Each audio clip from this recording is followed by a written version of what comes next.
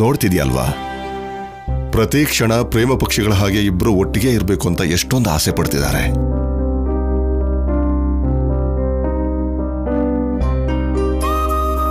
ಒಟ್ಟಿಗೆ ಇರಬೇಕು ಅಂತ ಅವರಿಬ್ರು ಹಂಬಲಿಸ್ತಿದ್ರೆ ಬೇರೆ ಮಾಡಬೇಕು ಅಂತ ಆ ಸಂಪದ ಕಂಕಣ ಕಟ್ಕೊಂಡಿದ್ದಾಳೆ. ಒಳ್ಳೆದನ್ನ ಹಾಳು ಮಾಡೋದಕ್ಕೆ ಕೆಟ್ಟವರು ಯಾವಾಗಲೂ ಪ್ರಯತ್ನ ಮಾಡ್ತಾನೆ ಇರ್ತಾರೆ. ಆದರೆ ಕೊನೆಗೆ ಗೆಲ್ಲೋದು ಒಳ್ಳೇದೇ.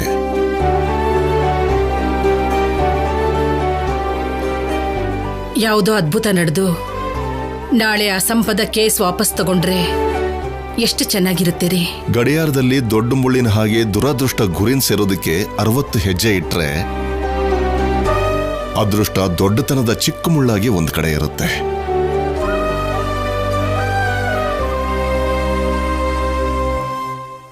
ದುರಾದೃಷ್ಟ ನೋಡಿ ಬೇಜಾರು ಮಾಡ್ಕೋಬೇಡ. ಬರೋ ಅದೃಷ್ಟನ ಏನೇ ಮಾಡಿದ್ರೂ ತಡೆಯೋಕ್ಕಾಗಲ್ಲ.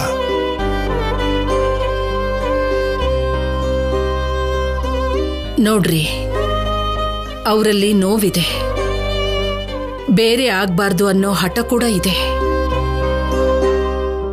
ಆ ಹಠನೇ ಖಂಡಿತ ಗೆಲ್ಲೋದು. ಅವರನ್ನ ಗೆಲ್ಸುತ್ತೆ, ನೋಡ್ತಾ ಇರು.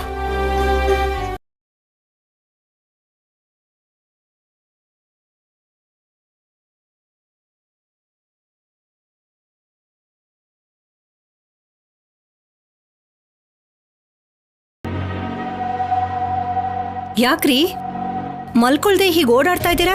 ನಿದ್ರೆ ಬರ್ತಿಲ್ಲ ದಮ್ಮು. ಯಾಕೋ? ಹೇಗ್ ನಿದ್ದೆ ಬರುತ್ತೆ ಹೇಳು? ನಾಳೆ ಏನಾಗುತ್ತೋ ಗೊತ್ತಿಲ್ಲ. ಬೆಳಗಾದ್ರೆ ಯಾರ ಹಣೆ ಬರ ಬದಲಾಗುತ್ತೋ ಗೊತ್ತಿಲ್ಲ. ಅದ್ರ ಬಗ್ಗೆ ಯೋಚನೆ ಮಾಡ್ತಾ ನಿಮ್ಮ ಆರೋಗ್ಯ ಹಾಳು ಮಾಡ್ಕೊಂಡ್ರೆ ಹೇಗೆ? ಯೋಚನೆ ಮಾಡದೆ ಹೇಗಿರಕ್ಕಾಗತ್ತೆ ದಮ್ಮು? ಇದು ಪಕ್ಕದ ಮನೆ ಸಮಸ್ಯೆ ಅಲ್ಲ, ನಮ್ಮನೆ ಸಮಸ್ಯೆ, ನಮ್ಮ ಮಕ್ಕಳ ಸಮಸ್ಯೆ. ಯಾರು ಏನೇ ಯೋಚಿಸಿದ್ರು ಯಾರ ಕೈಯಲ್ಲೂ ಏನು ಇಲ್ಲ ರೀ. ಅವಳ ಹಣೆಲಲ್ಲಿ ಏನ್ ಬರ್ತಿರತ್ತೋ ಹಾಗೆ ನಡೆಯತ್ತೆ. ಅಷ್ಟಕ್ಕೂ ಇದನ್ನೆಲ್ಲ ಅವಳಿಗೆ ಯಾರೋ ಮಾಡಿದ್ದಲ್ಲ, ಅವಳ ಹಣೆ ಬರಹನ ಅವಳೇ ಬರ್ಕೊಂಡಿದ್ದಾಳೆ. ನಿನಗೆ ಕಲ್ಯಾಣಿ ಅಂದ್ರೆ ಆಗಲ್ಲ, ಅದಕ್ಕೆ ಅವಳ ನೋವು ನಿನಗೆ ಅರ್ಥನೇ ಆಗ್ತಿಲ್ಲ. ನಾನ್ ಹೇಳೋದ್ರಲ್ಲಿ ತಪ್ಪೇನ್ರಿ ಇದೆ? ಅನುಪಮ ಬೇಡ ಅಂದ್ರೂ ಕೂಡ ಹೇಗ ಅವಳ ಜೀವನನ ನಾಶ ಮಾಡ್ಕೊಂಡ್ಲು, ಕಲ್ಯಾಣಿ ಕೂಡ ಹಾಗೆ ಮಾಡ್ಕೊಂಡ್ಲು. ಸುಮ್ನೆ ಆ ಸಂಪದಾಗೆ ಏನೇನೋ ಹೇಳ್ಕೊಟ್ಟು ಆ ಸಿದ್ದು ಜೊತೆ ಓಡ್ ಹೋಗೋ ಹಾಗೆ ಮಾಡಿದ್ಲು. ಆವತ್ತು ಹಾಗ್ ಮಾಡಿದ್ದಕ್ಕೋಸ್ಕರನೇ ಕತೆ ಇಲ್ಲಿವರೆಗೂ ಬಂದಿರೋದು. ಇದಕ್ಕೇನೆ ನೀನಂದ್ರೆ ನಂಗೆ ಕೋಪ ಬರೋದು. ಗೊತ್ತಿದ್ ಮಾತಾಡ್ತೀಯೋ ಗೊತ್ತಿಲ್ಲದೆ ಮಾತಾಡ್ತೀಯೋ ಗೊತ್ತಾಗ್ತಿಲ್ಲ. ನಾನೇನೇ ಹೇಳಿದ್ರು ನನ್ ಮನ್ಸಲ್ಲಿರೋದನ್ನೇ ಹೇಳೋದು. ನಾವು ಮಾತಾಡೋ ಮಾತುಗಳು ನಮ್ಮವ್ರ ಬಗ್ಗೆನಾ ಬೇರೆಯವ್ರ ಬಗ್ಗೆನಾ ಅಂತ ಯೋಚನೆ ಮಾಡ್ಬೇಕು ತಾನೆ. ಇದು ತಪ್ಪು ಅಂತ ಎಲ್ರು ಹೇಳ್ತಾರೆ. ಹೀಗ್ ಮಾಡ್ಬಾರ್ದಾಗಿತ್ತು, ಹಾಗೇನು ಆಗಲ್ಲ ಅಂತ ಧೈರ್ಯ ಹೇಳೋದೆ ಸ್ವಂತದವ್ರು ಮಾಡ್ಬೇಕಾಗಿರೋ ಕೆಲಸ. ಅನುಪಮನ್ ನೋಡಾದ್ರೂ ಕಲ್ತ್ಕೋದಮ್ಮು. ಅವಳು ಕಲ್ಯಾಣಿ ಹೆತ್ತ ತಾಯಿ ಅಲ್ದೇ ಹೋದ್ರು ಮಗಳ ಜೀವನ ಏನಾಗುತ್ತೋ ಅಂತ ಒದ್ದಾಡ್ತಾ ಇದ್ದಾಳೆ. ನೀನೊಬ್ಬ ಹೆತ್ತ ತಾಯಿ ಆಗಿದ್ದು ಅವನ ಜೀವನದ ಬಗ್ಗೆ ಸ್ವಲ್ಪನೂ ಯೋಚನೆ ಮಾಡ್ತಿಲ್ಲ. ಶೌರ್ಯನ್ಗೆ ಏನೂ ಆಗಲ್ಲ. ಏನು ಆಗಲ್ಲ ಅಂತ ಹೇಗ್ ಹೇಳ್ತೀಯ?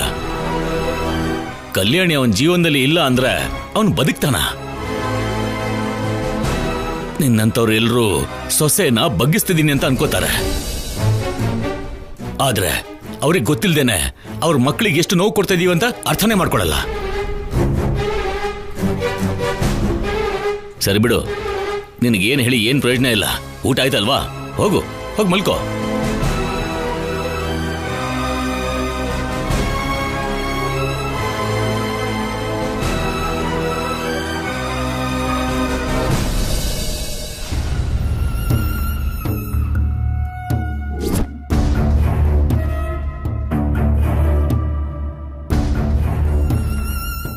ಸಿದ್ದು ಫೋನ್ ಮಾಡ್ಲಿಲ್ಲ ಅಂದ್ರೇನೆ ಚೆನ್ನಾಗಿರುತ್ತೆ ಅನ್ಕೊಂಡಿದ್ದೆ. ಆದ್ರೆ ಇವಾಗ ಸಿದ್ದು ಫೋನ್ ಮಾಡಿದ್ರೆ ಚೆನ್ನಾಗಿರುತ್ತೆ ಅನ್ನಿಸ್ತಿದೆ. ನಾನು ಅವನ ಹತ್ರ ಆದ್ರೂ ಇದನ್ನೆಲ್ಲ ಶೇರ್ ಮಾಡ್ಕೋಬಹುದು. ಪಲ್ಲವಿ ಚಿಕ್ಕಮ್ಮನ ಹತ್ರ ಆದ್ರೂ ಮಾತಾಡೋಣ. ಮಲಗಿದಾರೋ ಅಥವಾ ಎದ್ದಿದಾರೋ?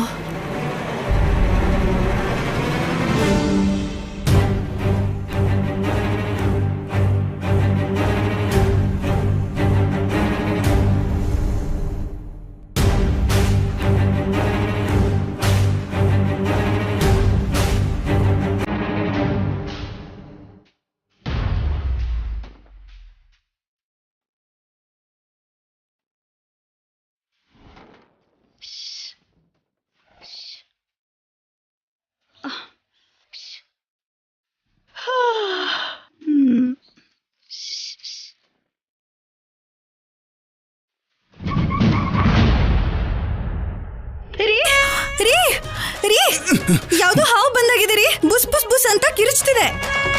ಅರ್ಧ ರಾತ್ರಿಲಿ ಏನೇ ನಿನ್ ಗೋಳು? ಅಷ್ಟಕ್ಕೂ ಹಾವು ಕಿರ್ಚಲ್ವೇ, ಬುಸ್ಕುಟ್ಟುತ್ತೆ.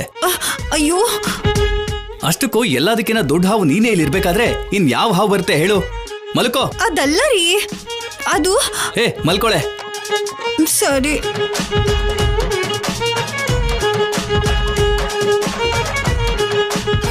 ದೇವ್ರೆ,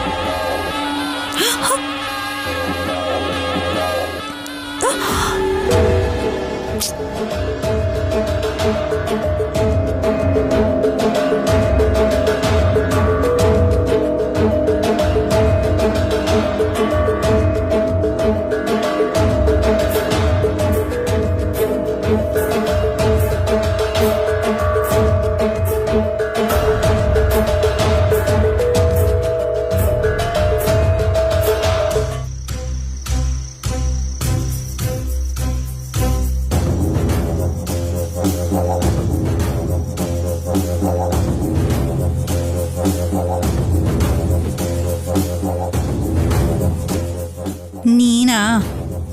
ಯಾವ್ದೋ ಹಾವು ಬಂತು ಅಂತ ನನ್ ಗಂಡನ್ ಎಬ್ಬಿಸ್ಬಿಟ್ಟೆ. ಸರಿ ಹೋಯ್ತು, ಆಚೆ ಕರ್ಕೊಂಡ್ ಬರ್ಲಿಲ್ವಲ್ಲ? ಅದ್ ಸರಿ ಬಿಡು. ಮಧ್ಯರಾತ್ರಿಯಲ್ಲಿ ಯಾಕೆ ಕರ್ದೆ?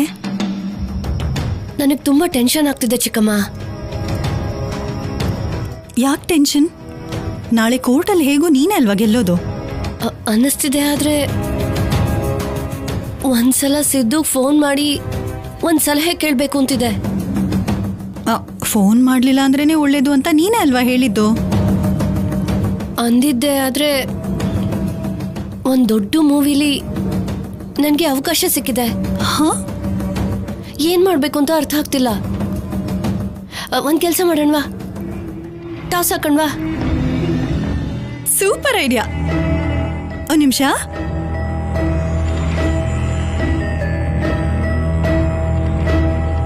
ಇತ್ತಗೋ.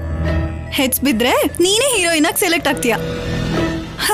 ಟೇಲ್ಸ್ ಬಿದ್ರೆ ಇನ್ನು ಈ ಮನೇಲೇ ಬಿದ್ದಿರ್ತೀಯ.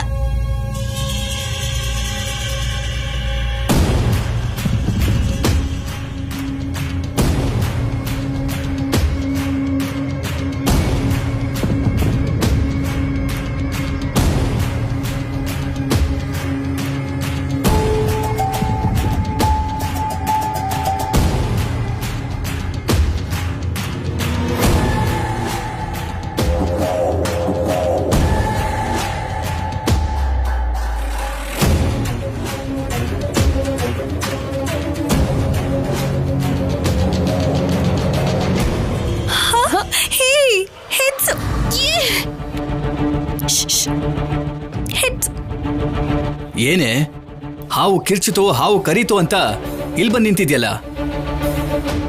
ಅದು ಏನು ಅಮ್ನೋರ್ ಜೊತೆ ಸೇರಿದ್ಯಾ? ಇಬ್ರು ಸೇರಿ ಏನೋ ಮಾಡ್ಬೇಕು ಅಂತಿರೋ ಹಾಗಿದೆ. ಇದೇನ್ ಚಿಕ್ಕಪ್ಪ ಹೀಗ್ ಹೇಳ್ಬಿಟ್ರಲ್ಲ? ಏನೋ ನಾನು ಚಿಕ್ಕಮ್ಮ ಸೇರಿ ಮಾತಾಡ್ತಿದ್ವಿ. ಮಾತಾಡೋಂಥ ಸಮಯನಾ ಇದು? ಎಲ್ರೂ ನಿದ್ದೆ ಮಾಡ್ತಿರುವಾಗ ಅರ್ಧ ರಾತ್ರಿ ನಿಮ್ದೇನ್ ಮಾತು? ನನ್ ಜೊತೆ ಈ ಮನೇಲಿ ಸ್ವಲ್ಪ ಪ್ರೀತಿಯಿಂದ ಇರೋದು ಚಿಕ್ಕಮ್ಮನೇ ಅಲ್ವಾ ಚಿಕ್ಕಪ್ಪ?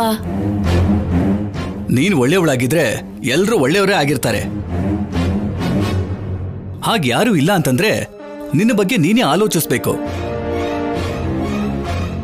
ನೀನೇ ನಿಂತ್ಕೊಂಡಿದ್ಯಾ? ನಡಿ.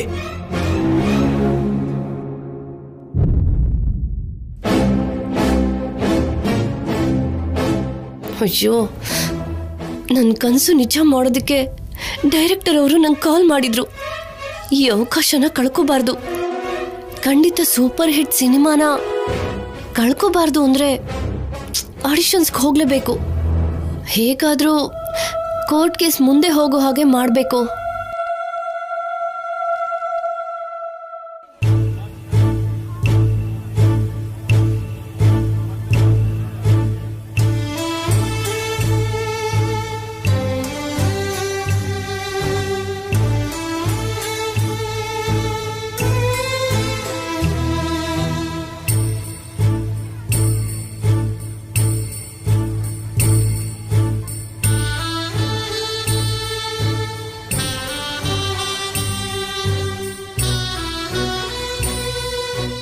ಏನು ಆಫೀಸರ್, ನೀವು ಎಲ್ಲಿದ್ದೀರಾ?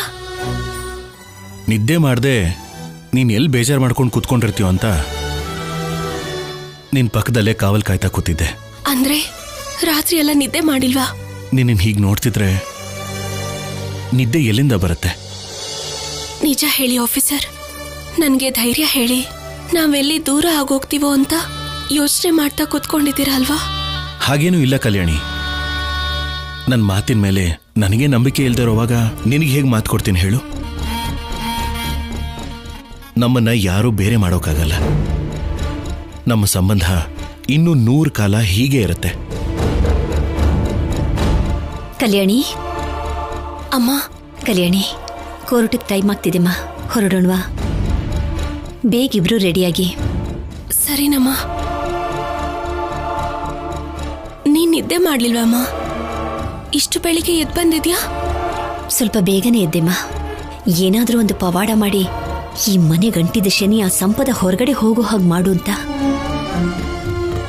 ಹೊತ್ತು ಹುಟ್ಟೋದಕ್ಕೆ ಮುಂಚೆನೆ ಅಮ್ಮನವ್ರ ಗುಡಿಗೆ ಹೋಗಿ ಪೂಜೆ ಮಾಡಿಸ್ಕೊಂಡು ಬಂದೆ ನಾನು. ಹಾಗಾದ್ರೆ ನಾವೇ ಲೇಟ್ ಆಗಿದ್ದೀವಿ ಅನ್ಸತ್ತೆ. ಬೇಗ ಹೋಗಿ ಫ್ರೆಶ್ ಆಗಿ ಬಾ ಕಲ್ಯಾಣಿ. ನಾನು ಹೋಗಿ ಫ್ರೆಶ್ ಅಪ್ ಆಗಿ ಬರ್ತೀನಿ.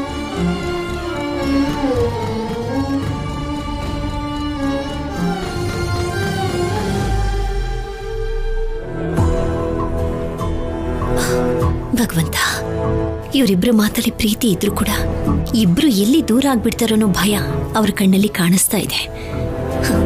ಇವ್ರು ನೀನೇ ಕಾಯ್ಬೇಕು ತಂದೆ.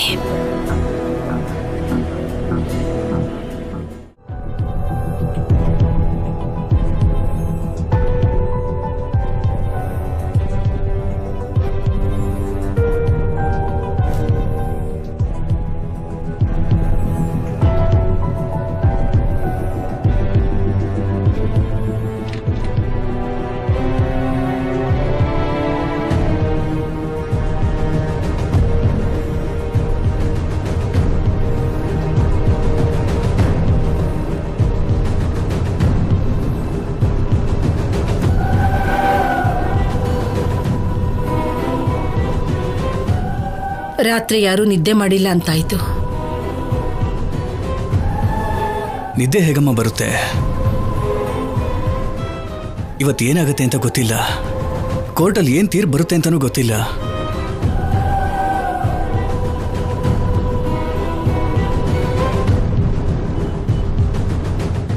ಜೊತೆಗೆ ಸಂತೋಷವಾಗಿರೋರ ಸಂತೋಷನ ದೂರ ಮಾಡುತ್ತಾ ನಿಜ ಏನು ಅಂತ ಯೋಚನೆ ಮಾಡಿ ಆ ಇಬ್ಬರಿಗೂ ನ್ಯಾಯ ಸಿಗೋ ಹಾಗೆ ಮಾಡುತ್ತಾ ಗೊತ್ತಿಲ್ಲ.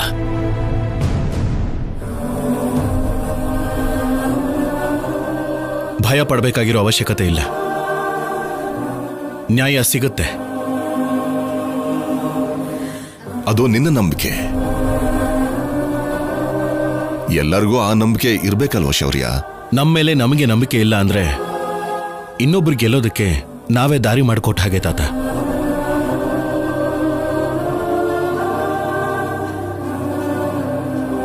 ನಂಬಿಕೆನ ಗೆಲ್ಸೋದು ಅಂದ್ರೆ ಅಷ್ಟು ಸುಲಭವಾದ ಕೆಲಸ ಅಲ್ಲ ಶೌರ್ಯ. ರಾಮನ ಜೊತೆ ಸಪ್ತಪದಿ ಹಾಕಿದ್ದ ಸೀತೆ ಕೂಡ ತನ್ನ ನಂಬಿಕೆನ ಗೆಲ್ಸೋದಕ್ಕೆ ರಾಮನ ಹಿಂದೆ ಹೋದ್ಲು. ಹೆಜ್ಜೆ ಹೆಜ್ಜೆಗೂ ಕಷ್ಟ ಎದುರಿಸ್ತಾ ತುಂಬಾ ದೂರ ಪ್ರಯಾಣಿಸ್ಬೇಕಾಗಿ ಬಂತು. ತಪ್ಪಾದ ಆಧಾರದ ಜೊತೆ ನಿಮ್ಮೇಲೆ ಗೆಲ್ಲಬೇಕು ಅಂತ ಕಲ್ಯಾಣಿನ ಈ ಮನೆಯಿಂದ ಕಳಿಸ್ಬೇಕು ಅಂತ ಸಂಪದ ಪ್ರಯತ್ನಿಸ್ತಿದ್ದಾಳೆ.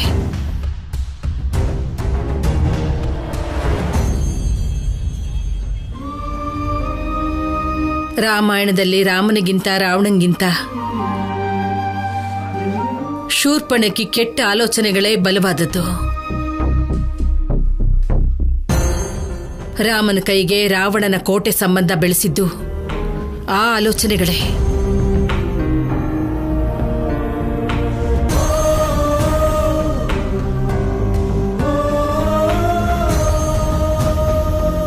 ಇಲ್ಲಿ ಶೂರ್ಪಣಖಿ ಸಂಪದನ ಅಷ್ಟು ಸುಲಭವಾಗಿ ತಗೋಬೇಡ. ಸೀತಾಮಾತೆ ಪಟ್ಟಿರೋ ಕಷ್ಟಗಳು ಕಲ್ಯಾಣಿ ಪಡ್ಬೇಕಾಗಿ ಬರುತ್ತೆ.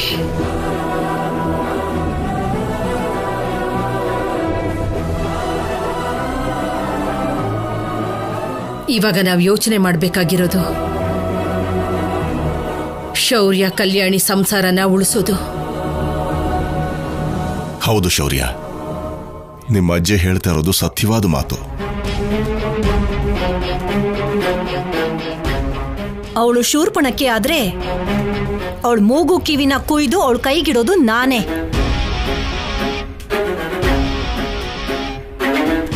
ಅತ್ತೆಮ್ಮ ಹೇಳ್ತಿರೋದು ನಿಂಗೆ ಅರ್ಥ ಆಗ್ತಿಲ್ಲ ದಮಯಂತಿ.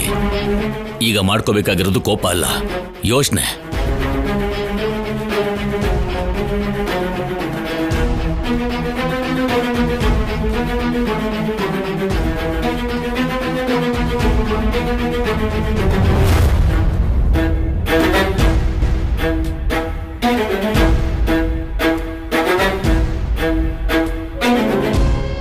ಏನು ಕೋರ್ಟ್ಗೆ ಹೋಗೋದಕ್ಕೆ ರೆಡಿ ಆಗದೆ ಸಮಾವೇಶ ಮಾಡ್ತಿದ್ದೀರಲ್ಲ ಇಲ್ಲಿ? ನಿನ್ ಬಗ್ಗೆನೇ ಕಣೆ. ನೀನಿರು ದಮಯಂತಿ. ಇಲ್ಲಿರೋರು ಎಲ್ಲರ ಮುಖನೂ ಒಂದ್ಸಲ ನೋಡು. ಹೋಗಿ ನಿನ್ ಮುಖನೂ ಕನ್ನಡಿಲ್ ನೋಡ್ಕೋ. ಎಲ್ರೂ ನಿದ್ದೆ ಇಲ್ದೆ ರಾತ್ರಿ ಕಳೆದ್ರೆ ನೀನೊಬ್ಳೆ ನೆಮ್ಮದಿಯಾಗಿ ನಿದ್ದೆ ಮಾಡಿದ್ಯಾ?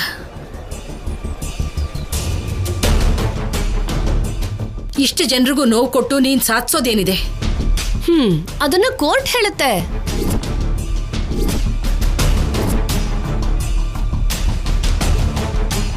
ನನಗೋಸ್ಕರ ಅವಳ ಜೊತೆ ಮಾತಾಡಿ ವಾದ ಮಾಡೋ ಅವಶ್ಯಕತೆ ಯಾರಿಗೂ ಇಲ್ಲ. ಬಿಟ್ಬಿಡಿ.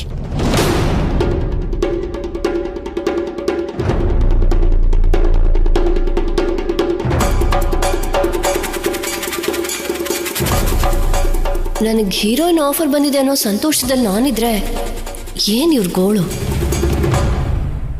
ಮಾತಾಡ್ಲಿ ಬಿಡಮ್ಮ. ಮನುಷ್ಯನನ್ನ ಒಂದು ಮಾಡೋದು ಬೇರೆ ಮಾಡೋದು ಮಾತುಗಳೇ. ಹೊಡೆದಾಡ್ಕೊಂಡ್ರೆ ತಪ್ಪೇ ಹೊರತು ಮಾತಾಡ್ಕೊಂಡ್ರೆ ತಪ್ಪೇನಲ್ವಲ್ಲ.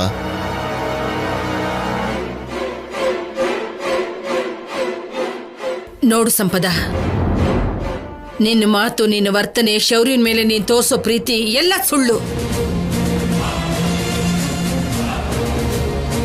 ಹೆಸರಿಗೆ ನಿಮ್ಮಿಬ್ಬರಿಗೆ ಮದುವೆ ಆಗಿದೆ ಅನ್ನೋದು ಬಿಟ್ರೆ ನೀನು ಮನಸ್ಫೂರ್ತಿಯಾಗಿ ಶೌರ್ಯನ ಪ್ರೀತಿಸಿಲ್ಲ. ಸ್ವಚ್ಛವಾದ ಮನಸ್ಸಿಂದ ಸಂಸಾರ ಮಾಡಿಲ್ಲ. ಶೌರ್ಯನ ಮೇಲಿನ ಪ್ರೀತಿನೇ ಇಲ್ದಿರುವಾಗ ಯಾಕೆ ಅವ್ರ ಜೀವನದಲ್ಲಿ ಆಟ ಆಡ್ತಿದ್ಯಾ?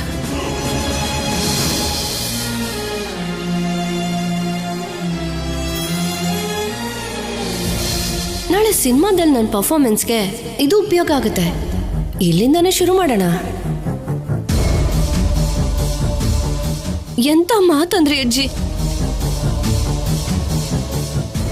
ನನಗ್ ನ್ಯಾಯ ಕೊಡ್ಸ್ಬೇಕಾಗಿರೋ ನೀವೇ ಹೀಗ್ ಮಾತಾಡಿದ್ರೆ ನನಗ್ ನ್ಯಾಯ ಸಿಗುತ್ತಾ? ನಾನು ಯಾವತ್ತಾದ್ರೂ ನಿಮ್ ಮಾತಿಗೆ ಎದುರು ಮಾತಾಡಿದೀನ? ಶೌರ್ಯನ ಮೇಲೆ ಪ್ರೀತಿ ಇಲ್ದಿದ್ರೆ ನನ್ ಮಗುನ್ ಹೆರ್ತಿದ್ನಾ?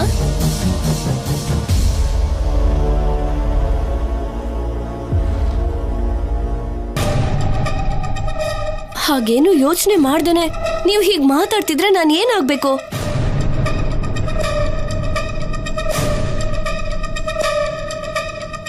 ನಿಮ್ ಸ್ವಂತ ಮೊಮ್ಮಗಳಿಗೋಸ್ಕರ ನನಗ ಅನ್ಯಾಯ ಮಾಡ್ತೀರಾ ಅಜ್ಜಿ?